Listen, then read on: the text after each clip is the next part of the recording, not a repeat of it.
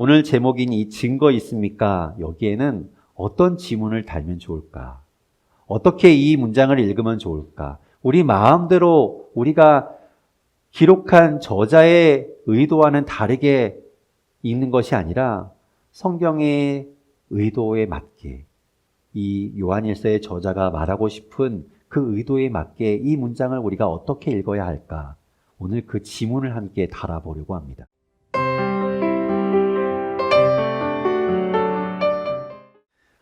작가는 글을 쓰지요.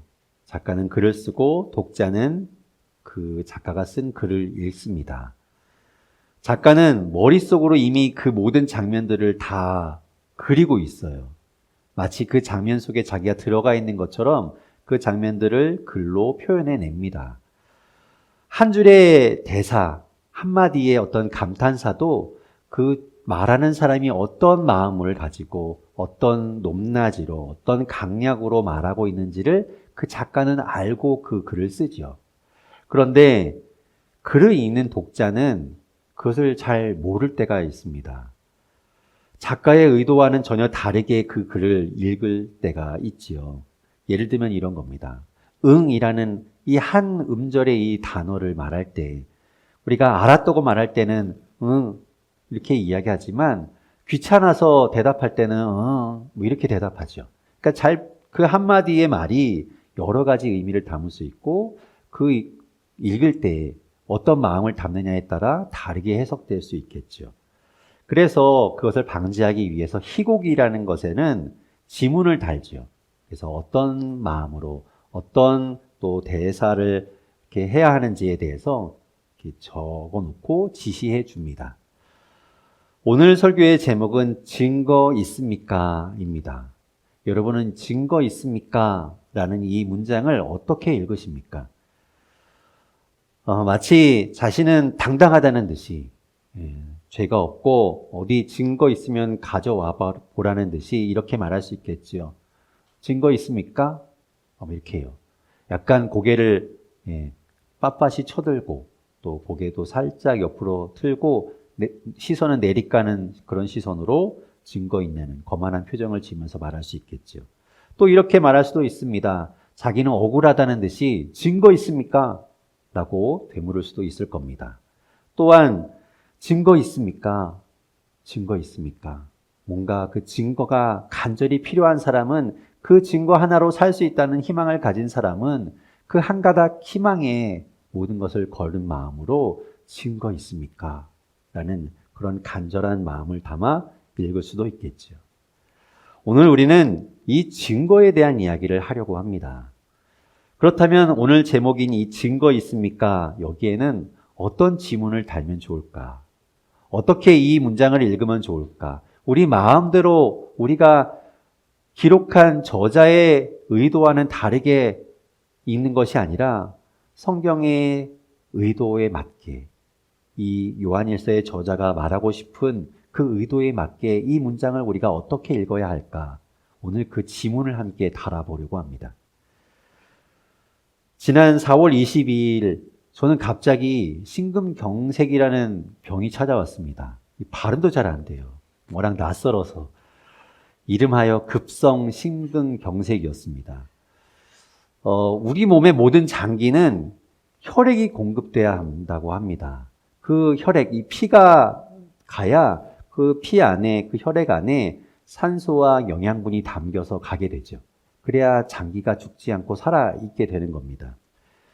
심장이 그 일을 하지요. 심장이 펌프처럼 이 피를 곳곳으로 저 끝까지 보내주기 위해서 피를 쭉쭉 짜면서 보내주는 일을 합니다. 그런데 그 심장 또한 영양분을 공급받아야 되고 산소를 공급받아야 하는 장기이지요. 그런데 저는 그 심장으로 가는 영양을 공급해주는 혈관이 막혀버린 병에 걸린 겁니다. 그러면 심장이 영양분과 산소를 공급받지 못하게 되니까 심장이 멈추게 되겠죠. 마치 우리가 도미노 게임을 하게 되면 하나의 그 도미노가 넘어지면 줄줄이 쭉 넘어지는 것처럼 심장이 멈추게 되면 당연히 다른 곳에도 혈액이 가지 못하니까 온 몸이 멈추게 되겠지요. 사실은 굉장히 위험한 순간이었다고 합니다. 제 옆에 뭐 가족들이나 누군가가 있지 않았거든요. 저 혼자 있는 상태에서 제가 너무 감사하게도 정신을 잃지 않았기 때문에 예, 큰 위기를 벗어날 수 있었습니다.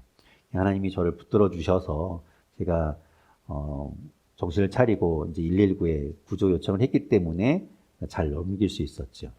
그렇게 이제 막힌 혈관을 병원에 가서 뚫은 겁니다. 뚫어서 이제 피가 갈 수 있게 한 것이죠. 이 골든타임이라는 말이 있죠. 아주 중요한 시간을 이야기합니다. 그 골든타임을 놓치지만 않는다면 그걸 이제 어떻게든 뚫어서 혈액을 공급하는 그런 처치를 하게 되는 그런 병입니다. 그 시간이 되게 중요하죠. 골든타임이라는 그 시간이 중요해서 저도 다른 사람들이 알았으면 하는 그런 마음을 갖고 있습니다. 혹시 사람들은 모르는 거니까 위급한 상황에서 어떻게 조치해야 하는지를 알면 좋겠다라는 마음을 가지고 저도 SNS에 이제 뭐 제 상황을 쓰기도 했었습니다. 저의 소식을 듣고 많은 분들이 걱정해 주셨습니다. 여기 계신 분들도 아마 다 걱정해 주시고 기도해 주셨을 텐데 너무 감사하고 이 자리를 빌어서 정말 감사하다는 마음을 전합니다. 제가 한 분 한 분 정말 다 찾아뵙고 감사하다고 말씀드리고 싶지만 그럴 수 없는 상황이라서 제가 차차 꼭 그렇게 하도록 하겠습니다. 그런데 그렇게 이제 시간을 보내는데 문제는 그 이후에 찾아왔어요. 제가 큰 위기를 넘겼구나. 하나님의 은혜다. 참 다행이다. 감사하다. 자, 이제 회복하자. 이런 마음을 가지고 다시 예전의 삶으로 돌아가려고 하는데 그게 잘 안 되는 겁니다. 몸이 좀 달라진 게 느껴지는 거예요. 옛날하고 다르다라는 것이 느껴졌습니다. 뭐라기 딱히 이야기하기 좀 어려운데 뭐가 바뀌었냐? 뭐가 달라졌냐라고 물어보면 이게 달라졌어요라고 말하기는 좀 설명하기 어려운데 아무튼 이전과 좀 달라진 게 느껴집니다. 의사도 이야기했어요. 제 심장이 워낙 큰 충격을 받은 거라서 이렇게 마치 망치로 쾅 두들겨 맞은 것처럼 그런 충격을 받은 거기 때문에 이게 이제 회복되려면 좀 시간이 필요합니다라고 이야기를 했었거든요. 그래서 저도 좋아지겠지, 뭐 잘 되겠지라고 생각하고 있었습니다. 그런데 이제 지난 수요일이었던 것 같아요. 그냥 있기보다는 좀 운동을 해야 되겠다. 그래야 좀 회복이 좀 빨리 되겠다 싶어서 아파트 계단, 저희 집까지 한번 계단을 올라가 보자라는 마음을 먹었습니다. 우리 집이 17층인데요. 17층 평소에는 한 5분 정도면 올라가지더라고요. 물론 이제 숨이 차고 다리도 뻐근하긴 하지만 올라가 보자라는 마음으로 시작을 했습니다. 처음에 다 올라가려고 하지 않았어요. 올라가다가 좀 힘들면 그만두고 이제 엘리베이터를 타야지라고 생각을 했고, 제가 이제 스마트워치를 보면서 이제 심박수를 체크하면서 올라갔거든요. 천천히 올라갔습니다. 물론 힘들었죠. 그렇지만 견딜만 했어요. 그리고 심박수가 크게 올라가지 않는 거 봐서는 이 정도는 괜찮은가 보다라고 올라가다 보니 어느새 집까지 도착한 겁니다. 그런데 문제는 그때부터였어요. 괜찮은 것 같았는데 집에 도착해서 이렇게 시간이 지났는데도 숨이 한 절반 정도밖에 쉬어지지 않는 겁니다. 몸이 예전 같지 않은 거죠. 이상했어요. 그래서 어떻게 해야 할지, 이게 지금 정상적인 건가, 내가 힘들어서 정상적인 상황인 건가, 아니면 이게 위험한 상황인 건가라는 걸 잘 모르겠어요. 그런데 이전에 그 병원에서 처방해 준 약 중에 정말 그 심장에 뭔가 무리가 가고 힘들면 먹으라고 준, 위급할 때 먹으라고 준 약이 있습니다. 마치 우리 전래동화에서 보면 가다가 어려운 일을 만나면 풀어봐 하면서 복주머니 3개 이렇게 주는 것처럼 준 약이 생각이 났어요. 그래서 그 약을 먹었더니 정상으로 돌아왔습니다. 그때 저는 충격을 받았어요. 이전에는 뭐 제가 병원에 응급실에 가고 뭐 이런 것들이 저는 그다지 그게 큰 일인지를 모르고 당한 일이니까 그렇게 와닿지 않았는데 그 일이 저에게는 되게 충격적인 일이었습니다. 이게 정상적인 게 아니구나. 제가 지금 어떤 상황인지 잘 분간이 안 되는 상황 가운데 있다라는 게 느껴졌어요. 마치 어떤 기분이었냐면 제가 눈을 가리고 이 절벽 끝을 걸어가고 있는 그런 기분인 거예요. 제가 조금만 발을 헛디디면 그냥 떨어지는. 제가 생각할 때 이 죽음이라는 것은 먼 일이라고 생각했는데 그게 마치 제 옆에 와 있고 제 주변을 맴돌고 있는 것 같은 그런 생각이 든 겁니다. 그래서 상당히 저한테는 충격이 다가왔어요. 그래서 마음이 쉽지 않았죠. 사실 우리는 살면서 죽음이라는 걸 별로 생각해 보지 않지요. 여기서 누가 죽음이라는 걸 생각하면서 살겠습니까?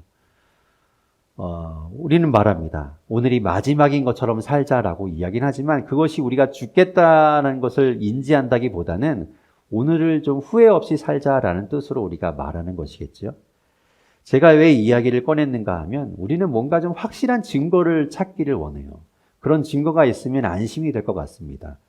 저 역시 제가 확실히 좋아질 거라는 보장을 받거나 그런 말을 들으면 좀 안심이 될 것 같은 생각이 들었어요.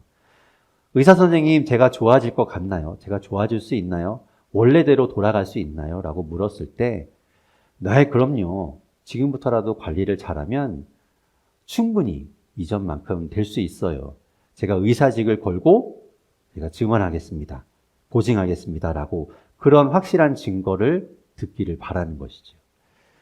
하지만 제가 혈압이 정상으로 돌아오고 또 여러 검사를 통해서 제 모든 몸이 정상 수치라고 말해준다고 해도 제가 그것을 완전한 증거로 받아들일 수 있을까요?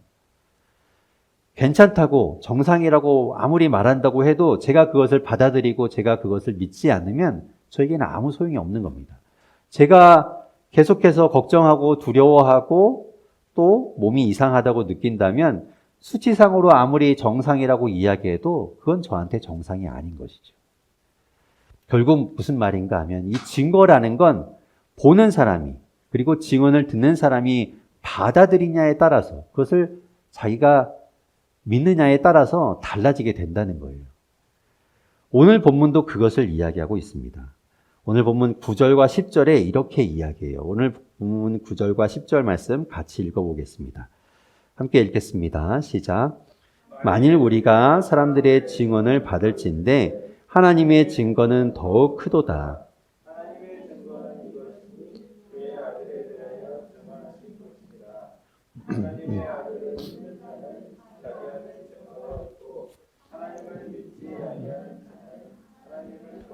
하는 자로 만드나니 이는 하나님께서 그 아들에 대하여 증언하신 증거를 믿지 아니하였음이라. 아멘. 자, 여기서 보면 증언이라는 말, 증거라는 말이 굉장히 많이 나오죠. 그래서 되게 어렵게 느껴지긴 하는데 증언이라는 말과 증거라는 말이 막 혼동돼서 나오긴 하지만 헬라어 원문에 보면 사실은 같은 단어입니다.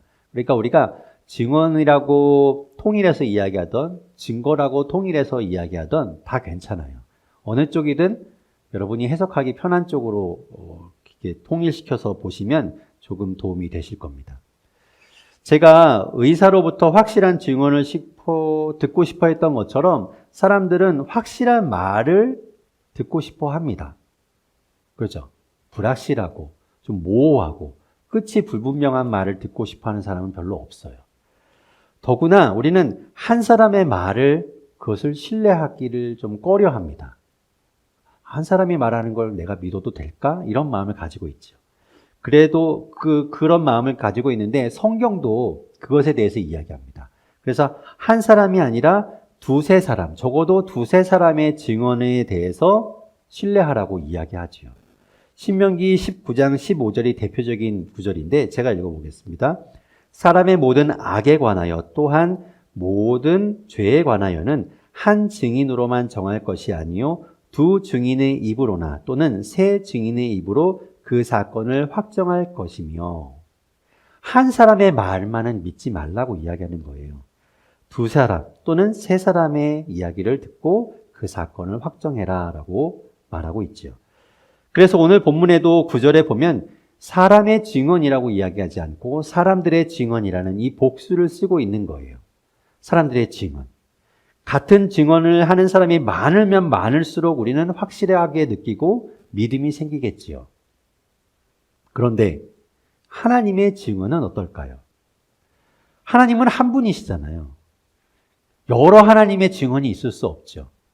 한 분 하나님의 증언과 사람들의 증언, 많은 사람들의 증언, 과연 우리는 그 중에서 어떤 것을 선택하고 믿어야 할까요?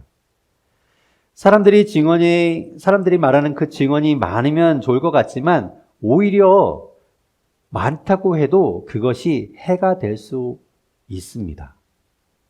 가끔 TV를 보면 어떤 사건의 범인을 만들기 위해서 그 범인을 잡아야 하는데 그 범인을 잡지 못하니까 가짜로 범인을 만들고 증인들도 가짜로 만들고 증언도 막 조작하는 그런 일들을 우리가 듣게 됩니다. 요즘은 그런 일이 제발 없기를 바라는데 이전에는 그런 일들이 종종 있었나 봅니다. 그래서 억울하게 감옥에 가고 또 오랜 세월 동안 그곳에 있었던 사람들의 이야기를 우리가 듣게 되지요. 많은 시간이 지나서야 그 모든 것들이 거짓이었다는 것이 밝혀지고 무죄 판결을 받는 사람들의 이야기를 우리가 듣게 됩니다. 당연히 그런 것들을 보면 사람들의 증언이라는 것이 우리가 정말 크게 믿을 만한 것이 못 되는구나라는 것을 알게 됩니다. 그보다는 하나님의 증언이 크고 훨씬 중요합니다. 왜 그런가 하면 하나님은 정의와 공의의 하나님이세요. 다른 사람, 어떤 누구의 편을 드는 분이 아니시고 누구에게나 공평하시고 누구에게나 정의로운 분이십니다. 이익을 바라지도 않으세요. 그러니까 누군가에게 편을 들어주시는 분이 아니라는 겁니다. 그러니 이 하나님의 증언이야말로 너무 중요하죠. 하나님이 증언하는 것은 무엇이라고 오늘 본문에 이야기하는가 하면 하나님의 아들 예수 그리스도에 관한 것이라고 말씀하고 있습니다. 하지만 그 예수 그리스도에 대해서 하나님이 증언하고 있는데 그것을 받아들이지 않으면 아까 이야기한 것처럼 아무리 이야기해도 듣는 사람이 그것을 받아들이지 않으면 아무 소용이 없어요. 듣는 사람에게는 아무 효력이 나타나지 않습니다. 예를 들어서 이런 거죠. 중간고사 지났잖아요. 이제 기말고사가 다가오겠죠? 네, 시험 얘기해서 죄송합니다. 네, 기말고사가 다가올 텐데 중간고사보다 평균 10점을 더 올리면 원하는 것 하나는 내가 반드시 사준다라고 부모님이 약속했다고 상상해 보는 겁니다. 네. 지금 벌써 표정이 다들 그게 뭔데요? 그래서 뭐 어쩌라고요? 라는 표정이죠? 그 표정처럼 진짜로 그 말을 믿지 않고 열심히 공부하지 않고 말도 안 돼. 사주긴 뭘 사주겠어. 그냥 나중에 진짜 사달라고 하면 아마 안 된다고 딴 거 사라고 할걸? 라고 생각하면서 지레 공부를 하지 않는다면 그 이야기, 그 부모님의 약속은 아무 소용이 없는 거게 되겠지요. 하나님이 그 아들 예수 그리스도에 대해서 아무리 이야기하고 아무리 증언하고 말씀하셔도 듣는 사람이 그것을 받아들이지 않으면 그 증언은 아무런 효력을 발휘하지 못하게 됩니다. 그 이야기를 하고 있는 거예요. 하나님의 증언이 중요한데 그 증언을 받아들이는 사람이 받아들이지 않으면 소용없다라는 것이 9절, 10절의 이야기입니다. 그러니까 무슨 얘기일까요? 받아들여야 한다는 거예요. 하나님의 이야기를 받아들이고 믿으라는 거예요. 그래야 효력이 나타난다는 겁니다. 그래야 나에게 소용이 있다는 이야기예요. 그래서 우리가 받아들인다는 거죠. 알았어요. 제가 받아들일게요. 제가 들어드릴게요. 제가 그 말을 믿을게요. 그러면 저한테 무슨 일이 일어나는데요? 그 소용에 대해서, 그 효력에 대해서 오늘 본문 11절에서부터 13절에 이렇게 이야기하고 있습니다. 오늘 본문 11절에서부터 13절까지 말씀을 같이 읽어보겠습니다. 시작. 또 증거는 이것이니 하나님이 우리에게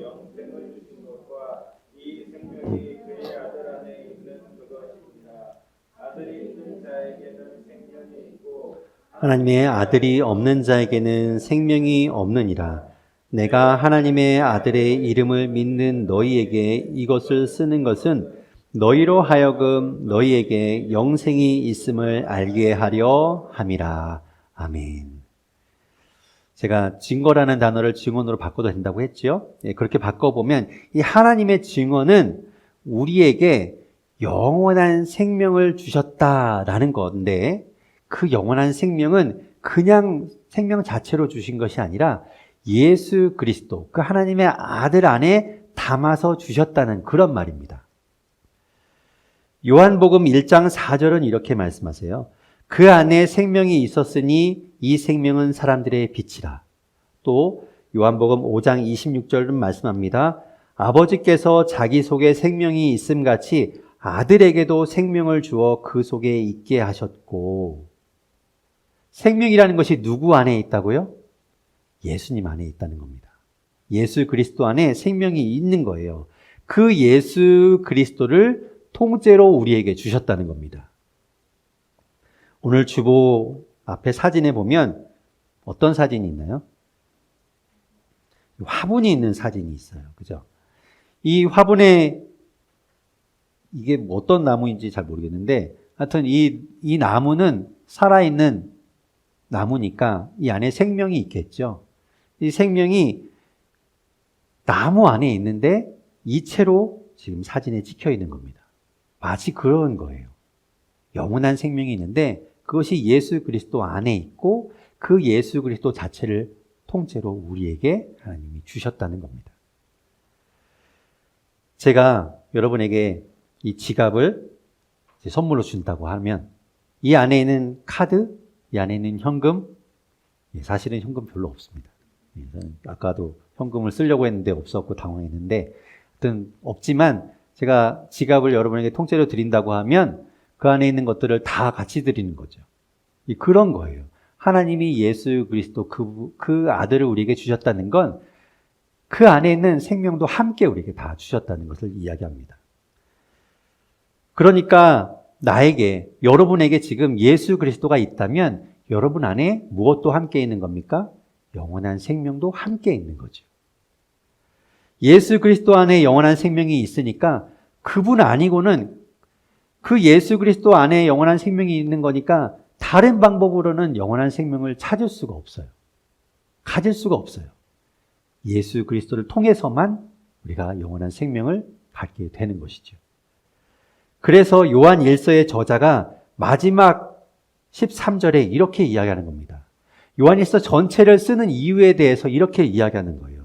내가 하나님의 아들의 이름을 믿는 너희에게, 예수 그리스도를 믿는 너희에게 이것을 쓰는 것은 너희로 하여금 너희에게 지금 영생이 있다. 영원한 생명이 너희에게 있다. 그것을 알게 하려 함이라. 지금 여러분에게, 예수 그리스도를 믿는 여러분에게 영원한 생명이 있는 겁니다. 그것을 저자가 이야기하고 있는 것이죠. 하나님의 아들 예수 그리스도를 믿는 저와 여러분 안에 영원한 생명이 있습니다. 믿으십시오. 잊지 마십시오. 그것이 하나님이 이야기하시는 증거예요. 하나님이 그것을 증언하고 있다고 말하고 있는 것이죠. 사람들이 아무리 그런 게 어딨냐? 보이지 않는 하나님이 생명? 영원한 생명? 우리가 사는 동안 죽으면 생명도 끝나는 거야. 그 뒤에 무슨 생명이 있어? 아무리 그렇게 이야기해도 하나님이 있다고 하면 있는 겁니다. 평균 10점을 올리면 원하는 거 하나 반드시 사줄게 라고 부모님이 이야기했을 때 친구들이 말해요. 야, 너 바보냐? 너 그거 믿어? 엄마 아빠가 너 성적 올리려고 그냥 하는 얘기, 꼬시려고 하는 얘기야. 나중에 안 사줘. 그냥 너 성적 올리려고 그렇게 그런 식으로 이야기하는 거야. 친구 100명이 이야기해도 아무 소용없어요. 1000명이 이야기해도, 전교생이 다 이야기해도 아무 소용없어요. 부모님이 사준다고 하면 사주는 겁니다. 마찬가지예요. 하나님이 있다고 하면 있는 겁니다. 사람들의 말을 믿지 마세요. 영원한 생명, 그런 게 어딨냐고요? 사람들의 말이 중요하지 않습니다. 하나님의 증언이 중요해요. 하나님이 그렇게 이야기하셨거든요. 하나님이 말씀하셨으면 있는 겁니다. 여러분, 그 증언을 믿기 바랍니다. 그럼 이제 우리가 처음에 이야기한 것처럼 증거 있습니까? 라는 이 지문을, 이 문장의 지문을 어떻게 달아서 우리가 읽으면 좋을까요? 간절하게 그 증거를 구하는 마음으로, 우리에게 그 증언이 있으면 좋겠다는 마음으로 나에게 그런 확신이 있으면 좋겠다는 마음으로 하나님 앞에 물어야 하지 않을까요? 하나님, 저에게 그 증거를 보여주십시오. 증거 있습니까, 하나님? 저에게 주십시오. 이런 마음으로 말이죠. 그 증거가, 그 증언이 여러분 모두에게 확신으로 있게 되기를 축원합니다.